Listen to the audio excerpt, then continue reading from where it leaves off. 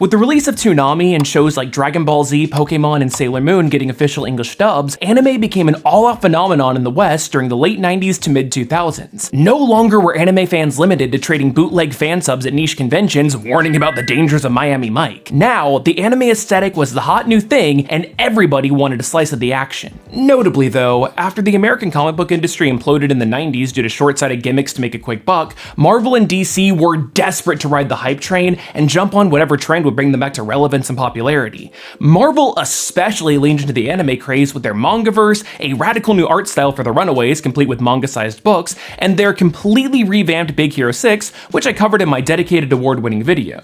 But while plenty of these ventures definitely leaned into the fan-servicey waifu territory, it's Galacta, daughter of Galactus, which takes the cake. Or well, has the cake. Hello and welcome to Comic Drake, where I talk about comic books and my name is Drake.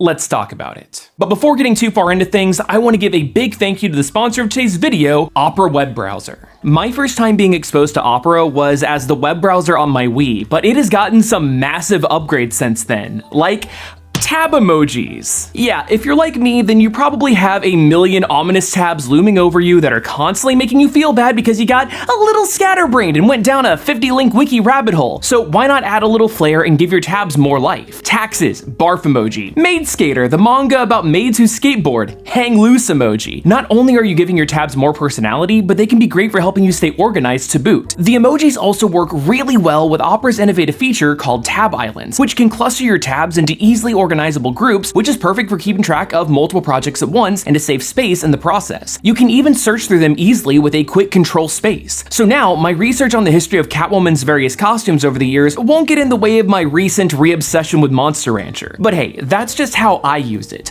Opera Browser is easily customizable and allows you to shape your internet browsing experience to the way you want it to be. So go ahead and give it a shot completely free by clicking the link below. Galacta has one of the most unique creation stories out there because she actually comes from a series called the Marvel Assistant Size Spectacular in 2009, a short little series where Marvel's assistant editors pitched their ideas for stories and had them drawn up by established comic writers and artists. This was a callback to the similar Assistant Editors Month in 1984, which actually featured some of the most iconic issues of that era. But the 2009 incarnation was much smaller in scale and was broken up through the comedic framing device of the assistant editors meeting in secret to talk about their dream books. There were some great stories that featured underutilized characters like Elsa Bloodstone, D-Man, and American Eagle, but when it was Jordan D. White's turn, we were given Galacta, a brand new character. Based on this design created by White, the story was written by Adam Warren, who is most well known for his series Empowered, whose official tagline is a sexy superhero comedy, except when it isn't. As for the art, that was handled by Hector Sevilla Lujan, who's well known for his pinup work. So yeah, it's no surprise that with their powers combined,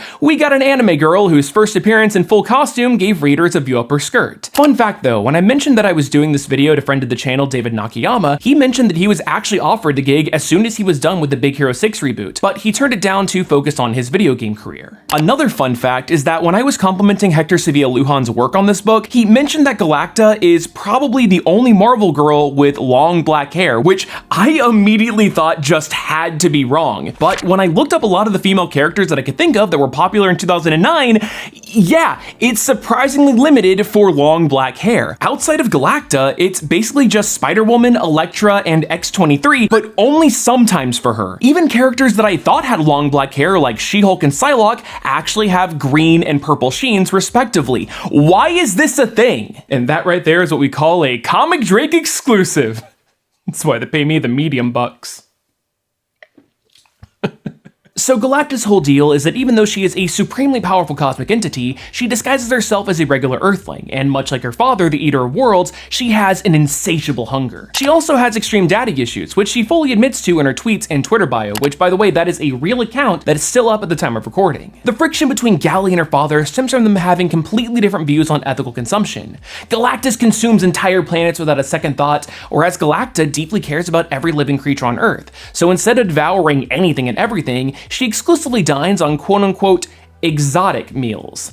Basically, she's like the Men in Black or Ben 10. She's secretly protecting Earth from alien forces, but by, you know, eating them. Although we never actually get clarification on how she feels about human/alien hybrids. Like, Carol Danvers is half human and half Kree, and Gally herself has drooled over the thought of eating Kree people, so does that mean that Captain Marvel would be next on the menu? Who knows? The drooling, though, is kind of Galacta's whole shtick. No matter how much she eats, Gally wants more and more and more, and she fantasizes about being able to cut loose and break off of her alien diet. The story is just one big monologue with an awkward cadence, stilted speaking pattern, and an off-kilter vocabulary, describing the world around her in the horniest way possible, complete with ahegao expressions. You know how folks describe meals during the infamous foodgasm scenes in Food Wars? Yeah, it's kind of like that. I simply cannot stop myself from receiving every last bit of flora and fauna before me as a potential meal. A potential delectable and scrumptious mouth-watering meal. And unfortunately, when you're an inherently rapacious and insatiable and ravenous cosmic omnivore, every channel is the Food Network. This comic is very clearly trying to cater to a specific audience, and considering how looking her up on Google Images gave me results that are so blurry that I thought I needed new glasses, it's safe to say that that audience found her. And look, I know that I have been and am going to continue to be sarcastic as hell in this video, but I have nothing against characters or stories that are meant to mostly be eye candy. I mean, hell, I'm working on a video right now that's going to talk about the best spicy comics. Subscribe if you want to see that. But honestly, this low-key looks and reads like fetish content, and I am both shocked and fascinated that Marvel put it out in the first place. Like, don't get me wrong, there are plenty of writers that are infamous for the kinks that they put into their work, like Chris Claremont's proclivity for bondage and Steve Englehart's absolute obsession with Mantis. But for some reason, this story gives me the same vibes as the Wonder Bread guy. Unlike the rest of the short stories, which were pretty self-contained, Galactus ends on a cliffhanger, complete with a "to be continued" tweet. See, after examining herself with cosmic super science, Gally discovers that her intense hunger is actually because she has a cosmic tapeworm, and since she doesn't have the ability to remove it herself, she'll likely need to reestablish contact with dear old dad. At the end of the assistant editor special, we find out that editor-in-chief Joe Quesada had been spying on the assistants this entire time and is going to publish all of their ideas and take credit for them in the process. The assistants then give him the idea to run an online poll so that fans could vote on a short to get an extra chapter, so Quesada does just that and takes credit for it as well.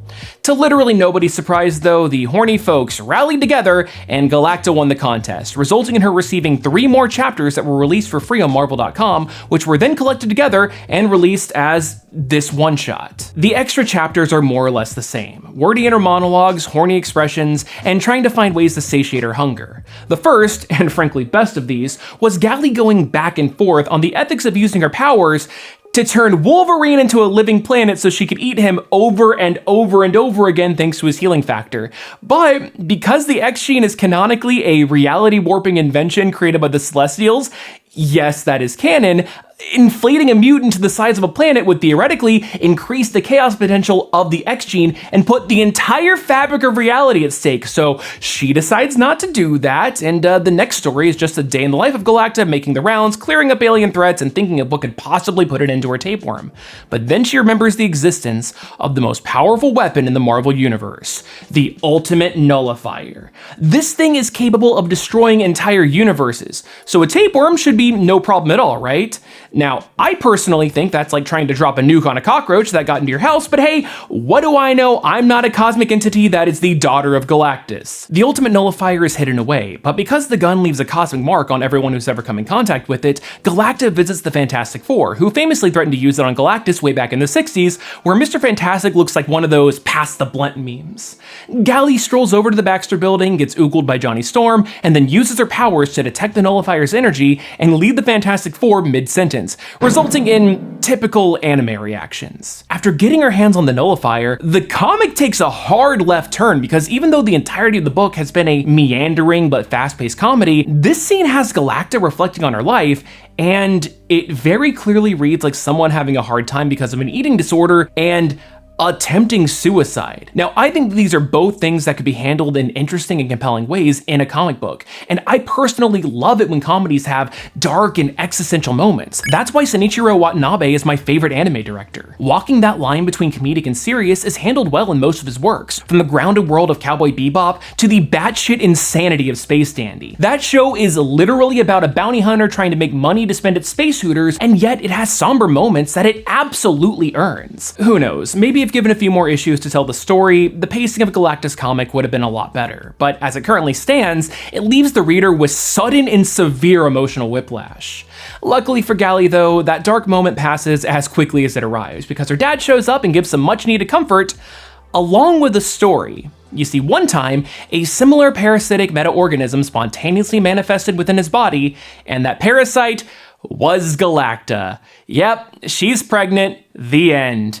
Honestly, most folks would probably see that plot twist coming from a mile away, but it's still a fun note to end on. Unfortunately though, we would never get to see what becomes of this mystery child because Galacta has never made another appearance in comics since, and she was unsurprisingly labeled as non-canon. But that is why it's so interesting that she appeared when the game Marvel Rivals was announced. She was just a random character that showed up a single time and was completely forgotten about, save for the occasional cosplay or fan art. I don't know. I think that's neat and interesting. She never really took off because Galacta is that kind of character that you either love or hate with zero in between. And even as someone with an obnoxious speaking pattern myself, yes, I have seen the comments and the subtweets, I know, I can't stand the way Galacta talks, and I'm not the biggest fan of this particular type of anime girl design. But that being said, there are plenty of folks that are into this kind of thing, and the ones that do are going to absolutely love this book. And if you fall into that category, hell yeah, more power to you. I'm glad you have another thing that you enjoy.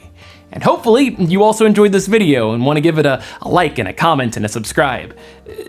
Please, I got more great content, like Luna Snow is in Marvel Rivals and I have a video about her complete history, so maybe consider giving that a watch. But anyway, hopefully you learned at least a little something new, and hopefully I'll see you next time.